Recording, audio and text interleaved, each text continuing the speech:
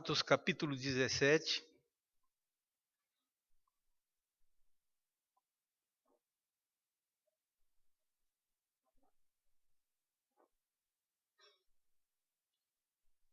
O texto todo que leremos vai até o verso 15, mas por hora nós leremos somente até o verso 9. Assim diz a palavra de Deus.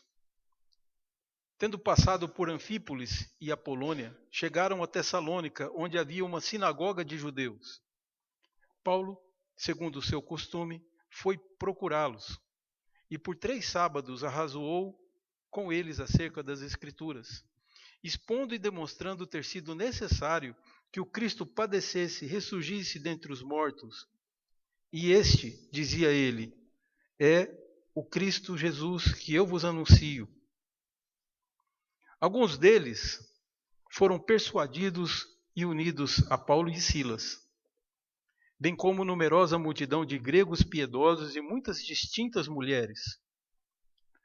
Os judeus, porém, movidos de inveja, trazendo consigo alguns homens maus dentre a malandragem, ajuntando a turba, alvoroçaram a cidade e, assaltando a casa de Jason, procuravam trazê-los para o meio do povo. Porém, não os encontrando, arrastaram a Jason e alguns irmãos perante as autoridades, clamando: estes que têm transtornado o mundo chegaram também aqui, os quais Jason hospedou. Todos esses procederam contra os decretos de César, afirmando ser Jesus outro rei.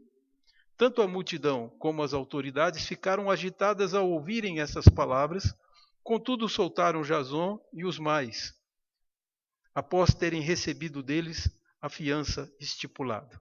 Vamos orar ao Senhor. Pai, pedimos a iluminação do Senhor e a condução do Teu Espírito sobre nós, para que não pensemos nem nos posicionamos conforme o nosso próprio agrado, mas que sejamos, Senhor Deus, conduzidos pelo Teu Espírito, que sem resistência alguma sejamos conduzidos à vida e à posição e às posturas que a Tua palavra demanda e que o nosso Senhor nos resgatou na cruz para que pudéssemos viver de forma santa diante do Senhor. Portanto, pedimos perdão pelos nossos pecados e agradecemos que o Senhor tem trabalhado junto conosco e melhorado, Senhor Deus, pessoas ruins para que sejam pessoas úteis, pessoas, Senhor Deus, que dão uma grande contribuição para a presente geração. É a nossa oração, agradecidos, sabendo que não merecemos nada do Senhor, mas pedimos em nome de Jesus. Amém. Amados, um provérbio muito comum que tem na nossa cultura é que a voz do povo é a voz de Deus. A gente sabe que isso nem sempre é verdade. Às vezes até é o oposto disso. Mas isso tem sido usado como um argumento para que as pessoas pensem e sejam conduzidas por esse pensamento. Eu vou dizer que nós somos afetados por isso. Talvez se você vir uma igreja com 6 pessoas no culto hoje à noite, e você vir no mesmo dia uma igreja com 5.000 pessoas reunidas num ginásio, você vai achar que uma é poderosa, a de 5.000, e aquela que tem 6 pessoas reunidas é fraca, ela não tem poder. Bom, esse já é um conceito errado, que Jesus disse que bastam 2 ou mais e ele estará no meio, já destrói essa ideia de que a maioria está sempre com a razão. E que se seguirmos a maioria, estaremos no caminho certo, ou pelo menos não, se estivermos errados, erraremos junto com a grande maioria. Só que isso pode custar a vida. E é evidente que as pessoas têm atacado de uma forma muito desleal, inclusive, a Igreja de Deus nos dias de hoje. Os irmãos tomaram conhecimento de uma revista no Brasil, não vou falar o nome porque eu não quero fazer propaganda dessa revista que presta um desserviço ao Brasil já há algum tempo. Eles eram uma revista relevante, enquanto falavam a verdade, até o dia em que um partido praticamente comprou todo mundo e encheu de funcionários seus, e hoje ele presta um desserviço à nação. Eu não vou citar o nome. Mas é uma reportagem que dizia que o povo evangélico devia ser extinto, né, para confirmar aquela tese do nosso presidente que os socialistas são nazistas, porque era isso que o nazismo... Você pode até discordar dessa posição, mas eu vou te dar elementos. O que caracteriza o socialismo e depois o filho que ele gera, que é o comunismo? Caracteriza o Estado intervindo na economia, intervindo nas regras de todo o povo, para que o povo seja conduzido pelo Estado. Era isso que Hitler fazia. Então Hitler era sim socialista. Aliás, esse era o nome, foi por isso que o presidente falou. Não é que ele fosse ignorante de história. Ele disse exatamente isso, que no nome já traz nazismo, é nacional socialismo. Então, a interferência do Estado é que caracteriza um Estado totalitário. Quando o Estado não interfere e deixa o mercado se conduzir, o mercado se desenvolver e distribuir as riquezas, ele só regula para que não haja distorções, isso é chamado por alguns de capitalismo, mas isso é, na verdade, só o inverso do nazismo e de toda forma de socialismo. Isso estou colocando para os irmãos porque essa postura de atacar a igreja é porque foi exatamente a igreja que influenciou na história recente do mundo.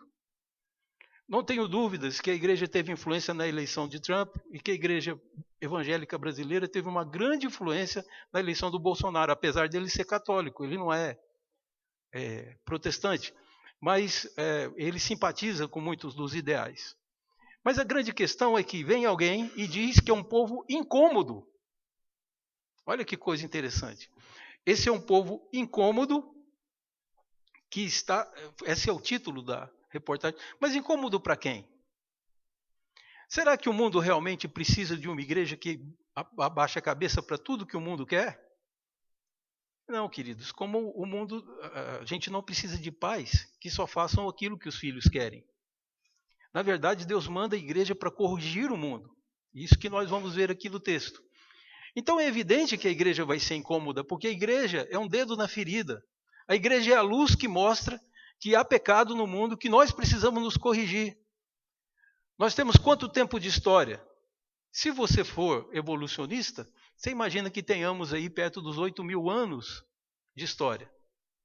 Se você for criacionista, perdão. Se você for evolucionista, você vai por aí bilhões de anos. Que tem, da humanidade, 100.000 anos para cá.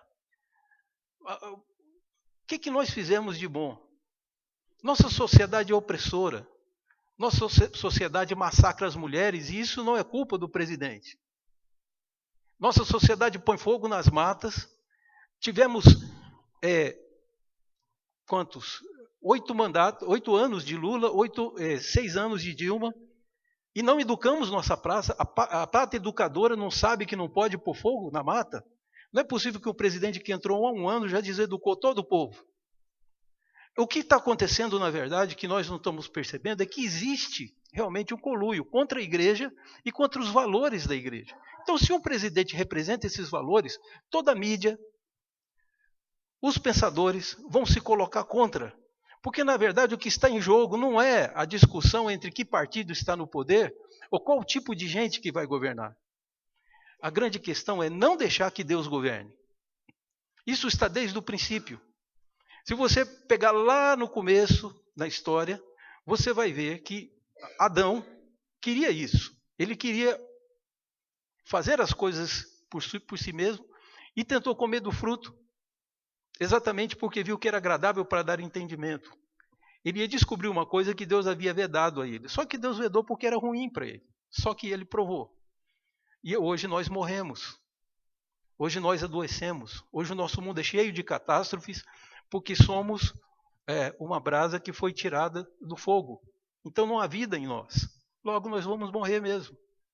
A morte só entrou no mundo por causa... A morte não foi criada por Deus. Não é resultado da criação. A morte é resultado da desobediência. É isso que a Bíblia ensina. Que o salário do pecado é a morte. Portanto, o que nós temos diante de nós? E é interessante que as outras teorias para a origem do mundo, nenhuma delas explica a morte satisfatoriamente. A morte faz parte da natureza. Isso não explica nada. A morte é um absurdo que tira completamente o sentido da vida. A morte só passa a ser explicada quando você aceita Gênesis de 1 a 3. Quando você entende que ali é uma narrativa que está expondo, ainda que de forma dentro da cultura judaica, mas está expondo a história e as nossas origens. Foi Deus que nos criou. Então, com base nisso, é que o apóstolo Paulo é tirado do judaísmo, porque o judaísmo convencional esperava a vinda do Messias. Jesus aparece a Paulo no caminho de Damasco, porque ele ia destruir a igreja de Deus em Damasco, perseguir e fazer com que os cristãos apostatassem e blasfemassem. A perseguição é uma forma de tentar nos afastar do nosso caminho. Quando Paulo fazia isso, Jesus lhe apareceu, e aí Paulo descobriu que Jesus não era mito. Jesus não era a ressurreição de Cristo não era uma invenção da igreja. Era um fato que a igreja simplesmente estava narrando para o mundo. Que o Senhor da vida foi ressuscitado. Esse ato gerou, claro, perseguição, muita coisa, mas a igreja foi crescendo no mundo. E havia uma grande igreja, você vai ver em Atos capítulo 13, uma grande igreja de Deus na cidade de Antioquia. E a cidade de Antioquia, da Síria, orando a Deus, descobriu que Deus queria que mandassem missionários para espalhar a igreja pelo mundo. E assim eles escolheram possivelmente os 2 melhores pastores que eles tinham para enviar para propagar essa fé. E é o que nós temos no livro de Atos. O livro de Atos nos conta o que aconteceu. O apóstolo Paulo e Barnabé foram separados para fazer a primeira viagem missionária, que foi altamente bem sucedida. Por onde eles passaram havia uma igreja. O que nós temos aqui é uma narrativa da segunda viagem missionária. Que o plano de Paulo era que ele fosse voltar às mesmas igrejas que ele havia plantado para reforçar, para colocar oficiais, essas coisas. Porém, aconteceu diferente. Deus não permitiu que Paulo fizesse o que ele tinha planejado, porque Deus tinha um outro plano para ele. As igrejas continuaram crescendo na Galácia e em outros lugares, mas Paulo foi enviado à Macedônia. E na Macedônia, primeiro episódio, está no capítulo 16 que você vai ver, se você olhar, Paulo funda a igreja em Filipos, onde não tinha sinagoga. Então Paulo já teve que mudar a sua estratégia porque Deus o forçou assim. Ele foi para uma cidade que não tinha sinagoga. Era um lugar de ficar possivelmente generais romanos aposentados. E ele chega nesse lugar para pregar a palavra do Senhor e funda uma igreja em Filipos. De Filipos ele desce para Tessalônica, que é o que nós vemos aqui. E Paulo está acompanhado de Silas, porque ele e Barnabé se desentenderam com respeito à companhia de João Marcos. Na primeira viagem missionária, João Marcos fraquejou, teve medo de perseguição, apostatou, pelo menos da viagem, continuou na fé. E aí Paulo não quer mais que João Marcos vá com eles. Ele acha que João Marcos tem que esperar mais uma viagem e ficar de fora. E o João Marcos queria ir, que escreveu o Evangelho de Marcos, ele queria ir, mas Barnabé insistia com Paulo que Marcos devia ir, mas ele era parente. Então, na visão de Paulo, possivelmente Barnabé estava afetado pelo fato de ser ali um sobrinho, um primo dele. Daí, Paulo se recusa, Barnabé e João Marcos saem para fazer outro rumo missionário, e Paulo saiu para fazer essa viagem, que foi para Macedônia, Filipos, e agora ele chega em Tessalônica. Então o que nós vamos perceber aqui é que na condução normal da igreja nós podemos ver as marcas da verdadeira igreja de Deus. Porque uma das coisas que o inimigo tende a fazer é criar uma série de imitações para confundir a cabeça das pessoas. Primeiro ele cria uma igreja parecida com a cristã. Essa igreja parecida com a igreja cristã é uma igreja que vai dar mau exemplo, que vai viver errado porque não tem o Espírito Santo, e daí a fama cai sobre toda a igreja e tudo é generalizado. Então, na verdade, o que nós estamos vendo é que a igreja foi perseguida desde o seu nascedouro, e não vai ser diferente. Jesus avisou os discípulos, lá nos capítulos finais de João, ele disse: se perseguiram a mim, perseguirão a vós. Se eles odeiam a mim, odiarão muito mais a vós. Vocês serão muito mais odiados e perseguidos do que eu fui. São palavras de Jesus advertindo. Portanto, isso faz parte da igreja, é mais um sinal de que é uma igreja cristã, né? Seria preocupante se o mundo estivesse nos apoiando.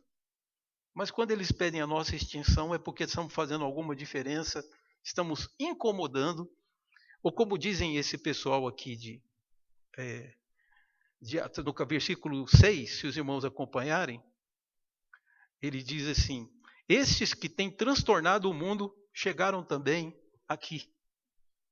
Foi assim que os opositores da igreja se manifestaram. Os que estão transtornando o mundo, essa peste que saiu por aí, chegou agora em Tessalônica, e nós vamos limpar a nossa cidade da igreja. Mais ou menos o que aquele repórter escreveu, dizendo que a igreja precisa ser extinta.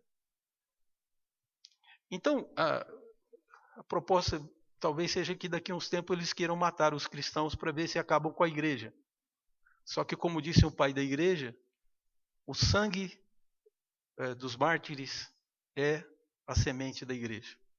Então, cada vez que cair um sangue na terra, mais um crente nasce e mais a obra prolifera. Então, é mais ou menos isso que nós vamos ver, esses sinais aqui. O primeiro que nós podemos apontar é que a igreja é uma igreja alegre. Quando diz aqui que as pessoas se converteram, muita gente distinta, foram persuadidos e tudo. Se você olhar no verso 10 até o 15, vamos ler, diz assim: e logo durante a noite os irmãos enviaram Paulo e Silas para Bereia. Ali chegados, dirigiram a sinagoga dos judeus. Ora, estes de Bereia eram mais nobres que os de Tessalônica, pois receberam a palavra com toda avidez, examinando as escrituras todos os dias para ver se as coisas eram de fato assim. Com isso, muitos deles creram, mulheres gregas de alta posição e não poucos homens. Mas logo que os judeus de Tessalônica souberam que a palavra de Deus era anunciada por Paulo também em Bereia, foram lá excitar e perturbar o povo. Então os irmãos promoveram sem detença a partida de Paulo para os lados do mar. Porém Silas e Timóteo continuaram ali. Os responsáveis por Paulo levaram-no até Atenas e regressaram trazendo ordem a Silas e a Timóteo que o mais depressa possível fossem ter com eles. Então esse texto antecede o fabuloso discurso de Paulo em Atenas. Mas o que deve nos chamar a atenção aqui nessa primeira parte é que houve uma perseguição, mas todo mundo que se converte se torna grandemente alegre. Ele descobre coisas sobre si mesmo, sobre o mundo e sobre Deus que ele não sabia antes. Então essa é uma marca da igreja, a alegria. Uma igreja perseguida, mas que é alegre. É extraordinário essa questão. Quando nós vemos isso acontecer na história, isso é uma das marcas da igreja. E essa alegria vai contagiando. Muito mais gente vai querendo saber por quê. Aliás, os irmãos já ouviram um método de evangelismo, já ouviram falar, que chama evangelismo explosivo. Pois a abordagem é exatamente essa. A pessoa pergunta: o que você achou da nossa igreja? E a pessoa responde, o que está sendo entrevistado: eu gostei da igreja e tal. O que você achou? Geralmente a pessoa diz: eu gostei, é um povo alegre, receptivo e tal. Falou: sabe qual que é a diferença? E aí você começa assim o evangelismo. Então a igreja servindo de base para o evangelismo. É tão interessante isso que Paulo escreve aos Tessalonicenses, esse mesmo que ele pregou e foi perseguido lá, tentaram pegá-lo, mas não conseguiram. Então prenderam a Jason, que era quem hospedava Paulo, e mais outros irmãos. Esses irmãos foram presos porque não conseguiram achar Paulo. Pois Paulo escreve à igreja de Tessalônica, porque ele não pôde ficar ali muito tempo, então ele teve que escrever 2 cartas para corrigir alguns erros que surgiram por falta de conhecimento. Eles conheciam superficialmente o evangelho. Mas nessa escrita de Paulo, ele fala uma coisa, Tessalonicenses. Fala assim: Deus sabe a grande alegria que eu tenho com respeito a vocês, porque nas cidades da Ásia e outros lugares que eu fui, eu não preciso quase que falar do evangelho. Quando eu chego para falar para eles de Jesus Cristo, eu falo assim: é isso que aconteceu com as pessoas de Tessalônica, que abandonaram os ídolos e servem o Deus de Israel. Ele dizia: é isso que eu vim pregar. Aí as pessoas já se entregavam a Jesus porque queriam fazer parte. Paulo escreve isso no início da carta aos Tessalonicenses, falou: não há necessidade até de eu explicar muita coisa, porque eles já sabem, pela vida, pela transformação que aconteceu na vida dos Tessalonicenses. Então, a presença da alegria de ver uma transformação de uma vida pura, de uma vida reta, faz com que os alicerces do mundo sejam abalados, porque é basicamente isso que dizem. Esses que andam transtornando o mundo. Por que transtornando o mundo? Porque o mundo não está bom. O homem não é bom. Os governos não são bons. As pessoas não são boas. Então Deus, aquele mesmo do Jardim do Éden, mandou o Filho dele para resgatar os que estão destinados à morte, para que tenham não só a vida eterna, mas que sejam transformados e sejam agentes da reconciliação. Isso é que é a igreja. Isso é maravilhoso, queridos. Isso chegou em Botucatu e uma dessas igrejas é a Monte Sião. Então nós temos que nos regozijar porque Deus nos deu o ministério da reconciliação. Era isso que estava acontecendo e por isso Paulo precisava anunciar em Tessalônica. E é interessante que havia uma conversão quase que natural. Ele ia para a sinagoga, explicava pelos textos da Bíblia que o Messias precisava ser torturado e morto, mas que ele ressuscitaria.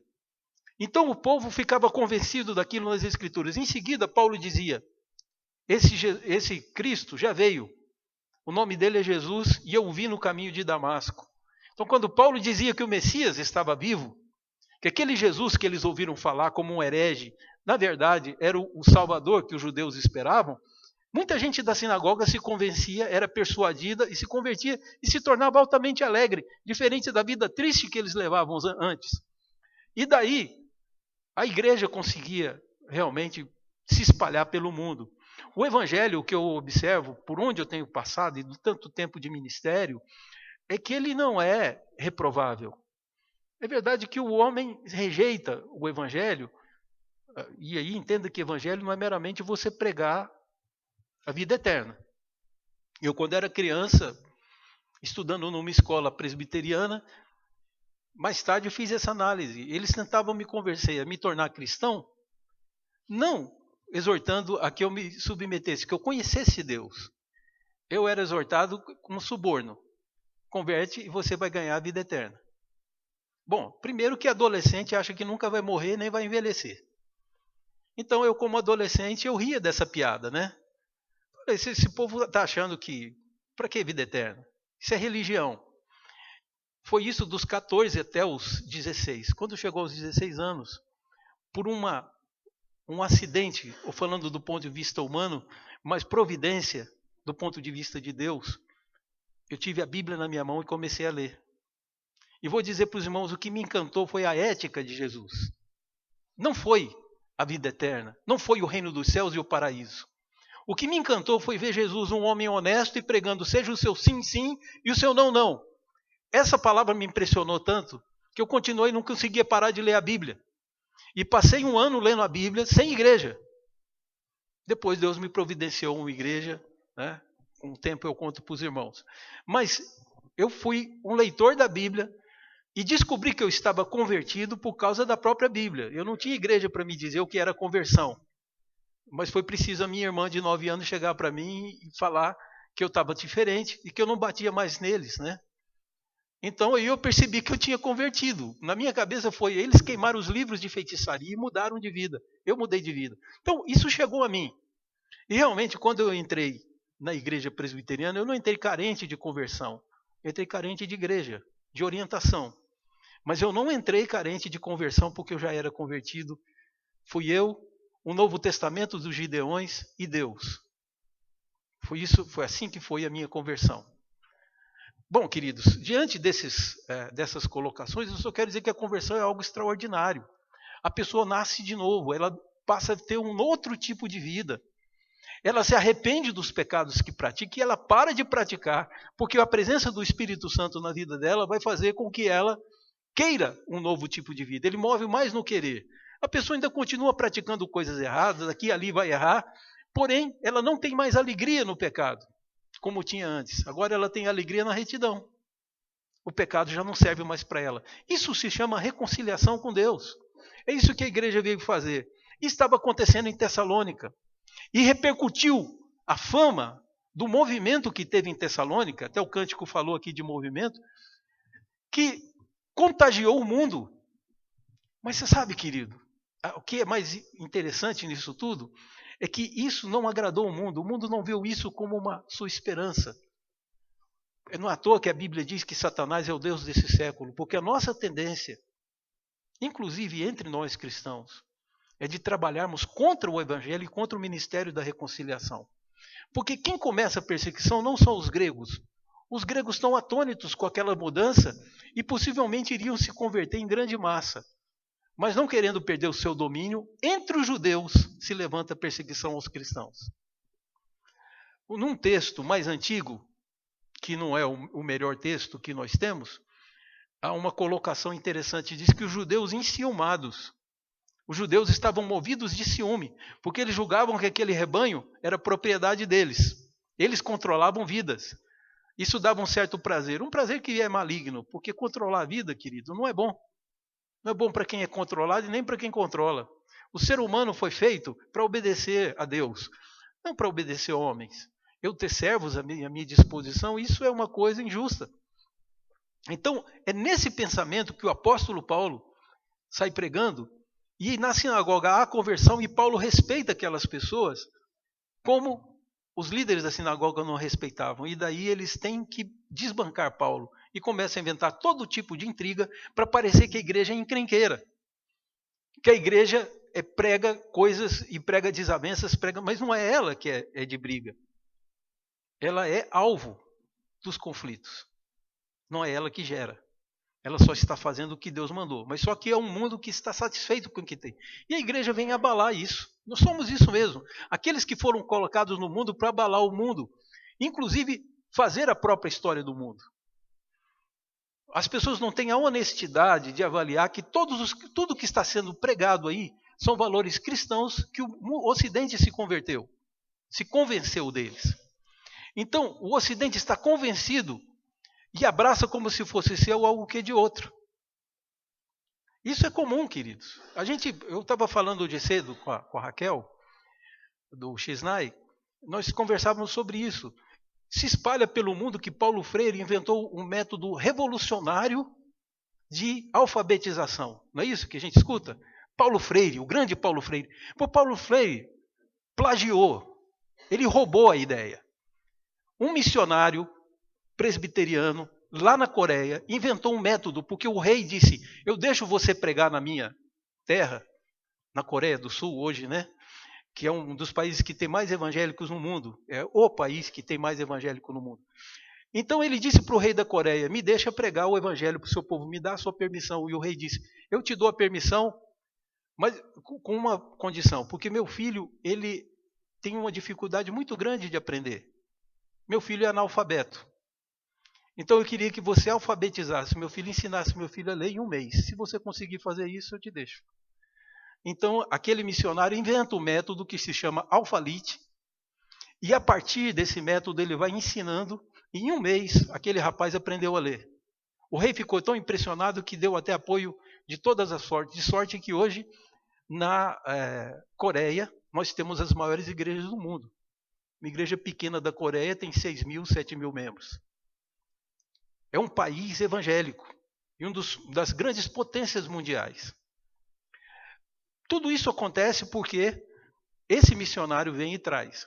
Aí Paulo Freire aprendeu isso e ele, na verdade, plagiou. Se você pegar algum historiador honesto, ele vai dizer que ele aprendeu isso junto com evangélicos. Então o mundo não está disposto a assumir. Por que nós temos uma democracia hoje no Brasil?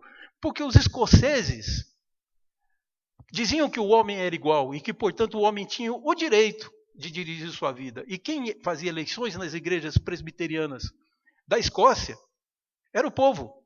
Não era o rei que escolhia quem ia ser pastor, nem a rainha. Então a gente não quer abrir os olhos para ver tudo que se prega, direito da mulher.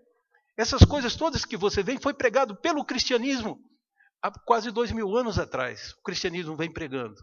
E agora alguns querem ser os autores disso. E querem distorcer. No fundo, queridos, é só para causar tumulto. Porque, na realidade, quando nos chamam de retrógrado, nós é que demos essa contribuição, nós que eu falo, o cristianismo. Então, veja só, o apóstolo Paulo desce a Tessalônica e lá tentam prendê-lo. Mas uma coisa que dizem que a igreja anda transtornando o mundo. Realmente a igreja é revolucionária. Mas você vê em Bereia uma outra característica da igreja. ela é das Escrituras. Movidos pelo Espírito Santo, eles receberam com alegria a palavra de Deus. Porém, eles não se conformavam meramente de ouvir os apóstolos falar. Eles iam pegar aquelas histórias do livro de Reis, os Salmos, para conferir se as coisas eram como os apóstolos pregavam. Os apóstolos tinham uma autoridade, só que essa autoridade estava debaixo de Deus. Um dos sinais era que aquilo que os apóstolos pregavam era exatamente o que o Antigo Testamento falava. E eles, em Bereia, conferiam. E Lucas escreve para Teófilo, que é o endereço desse livro de Atos, ele escreve para Teófilo dizendo o seguinte: esses eram mais nobres, é um comentário de Lucas. A igreja cristã não chama de desconfiança ou qualquer outro tipo de coisa que tem suspeita. Examinar as escrituras para conferir a pregação, chama isso de nobreza. E eles não somente examinavam, como receberam com grande alegria. Observe o seguinte, verso 11. Que eles receberam a palavra com toda avidez, examinando as Escrituras todos os dias, para ver se as coisas eram de fato assim. E com isso, muitos deles creram, mulheres gregas de alta posição e não poucos homens. Então, significa que a igreja proliferava grandemente. Daí os judeus lá de Tessalônica falaram: a gente conseguiu que Paulo ficasse com medo e fugisse daqui. Agora ele está lá em Bereia. Vamos mandar uma tropa lá para Bereia para criar tumulto também. É interessante que os judeus, só para você ter ideia, quando eles andavam no mercado ou nas praças, eles chegando em casa, eles tinham que lavar as mãos, porque eles diziam que o mundo era impuro. Pois é interessante que esses homens, que aqui diz que eram malfeitores, que eram desocupados, sabe qual que é o termo grego para isso? Praça.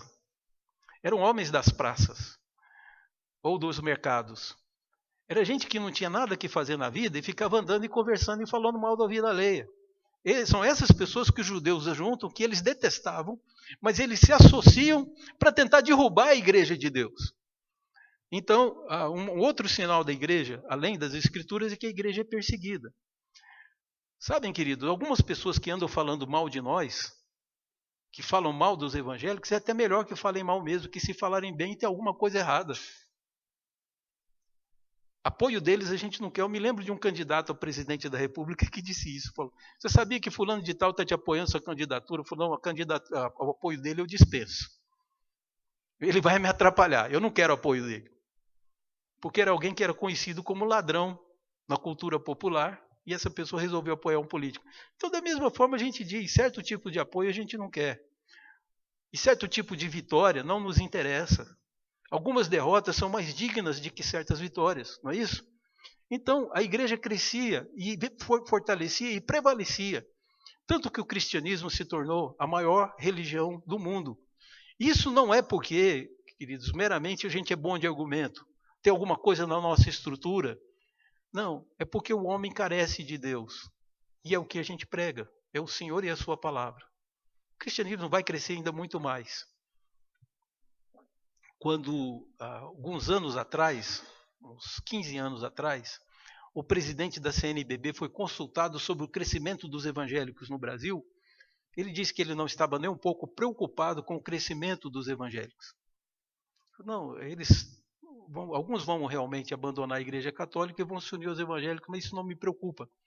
Ele diz: o que me preocupa são os reformados, os calvinistas. O presidente da CNBB. A hora que esse povo despertar, ninguém segura eles. Isso o presidente da CNBB, a maior autoridade católica do Brasil, falou que dos pentecostais ele não tem medo. Ele tem medo quando os calvinistas se despertarem. Porque ele conhece a nossa doutrina e sabe o poder, que é esse mesmo evangelho que Paulo pregava. Por que eu estou dizendo isso? Para dizer que realmente a gente está no mundo para abalar o mundo. É um mundo triste, a alegria vai abalar. É um mundo no escuro, a luz abala. A luz transtorna. Vem fazer parte disso, querido. Então é uma igreja alegre, é uma igreja bíblica e é uma igreja perseguida. Não parece muito atraente, né? Mas só falando sobre essa questão da alegria, já contei aos irmãos, mas talvez alguns aqui não saibam, o que aconteceu para surgir a cidade de Cristianópolis, lá em Goiânia, em Goiás, não é? A Goiânia é a capital. No estado de Goiás, perto de Caldas Novas, entre Caldas Novas e Brasília, tem uma cidade chamada Cristianópolis. E ela tem esse nome por causa dos cristãos. Essa cidade nasceu assim, por ordem dos padres. Quem se convertesse e se batizasse na igreja evangélica não poderia comprar nem vender. Isso há muitos anos atrás, isso ainda lá no início do século XX.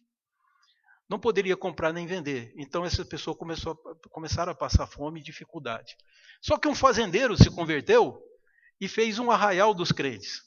O que era isso? Era um lugar onde ele pôs casas e tudo, eles iam morar num pedaço das suas terras. E esse arraiá dos crentes, que era assim que chamava lá em Goiás, arraiá, né, porque lá é divisa com Minas, e os mineiros dizem que Goiás é quintal de Minas. Até o sotaque, é tudo muito igual. Então, lá nesse arraiá dos crentes, que é como foi chamado, as pessoas começaram a ir por curiosidade. Encontravam os melhores produtos, num preço honesto. Resultado, fez um sucesso tão grande, que aí um católico fez a mesma coisa, criou o arraiá dos católicos, só que não progrediu, não cresceu. Então a diocese mandou um padre, que me perdoem não lembrar o nome dele aqui, um padre, só o primeiro nome, Luigi alguma coisa, um padre italiano, para espionar, para investigar por que aquele arraial fazia sucesso. E esse padre entrou lá, está na história, está no relatório do reverendo Archibald Tipple, que era o inglês que pregava missões, pregava Cristo lá no interior de Goiás e no Triângulo Mineiro. Então o reverendo Tipple põe no seu relatório essa história, de que o sujeito procurou e não sabia que alegria era essa que o povo tinha, e ele foi procurar o pastor. Falou, pastor, eu vou me identificar, eu sou o padre fulano de tal, eu sou enviado da diocese e quero saber do senhor qual o segredo. Falou, segredo como? Falou, não, é porque vocês aqui não têm prostíbulo, não tem prostituição, não tem jogatina, que na época no Brasil tinha muito, baralho, dado e tal. Vocês não têm jogatina, vocês não consomem bebida alcoólica, não fazem aquelas festas com danças e tudo mais. E eu nunca vi um povo tão feliz. De onde vem essa alegria, já que vocês não têm essas coisas que são um recurso normal do homem? É evidente que a fé abala, a verdadeira fé. Então o pastor responde para ele, falou assim, eu não tenho muito tempo para te explicar isso, mas vem no culto à noite que você vai entender. Aí o rapaz foi. E o pastor então pregou Jesus. E disse, se alguém quiser se entregar a Jesus, vem à frente, eu quero orar com você.